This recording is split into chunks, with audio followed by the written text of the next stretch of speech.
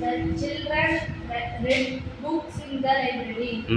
Children வந்து லைப்ரரியில books படிச்சாங்க. The children sing a song.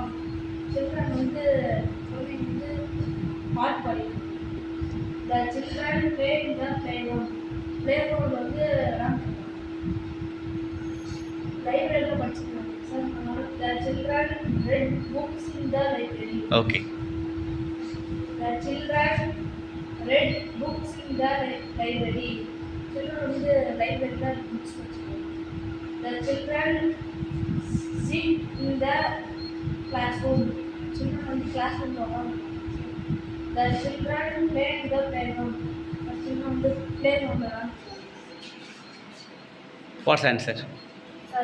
The children play in the playground. Okay, fine. Next sentence. Yes. The students are in the library. Students in the library இருக்காங்க. Okay. The students are in the classroom. Students in the classroom இருக்காங்க.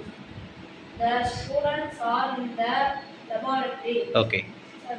Laboratory. Where are the students? It is a lab or classroom or library? Laboratory. Laboratory. Lab. Laboratory is shortly known as lab. Well done. Well done, Sabrina.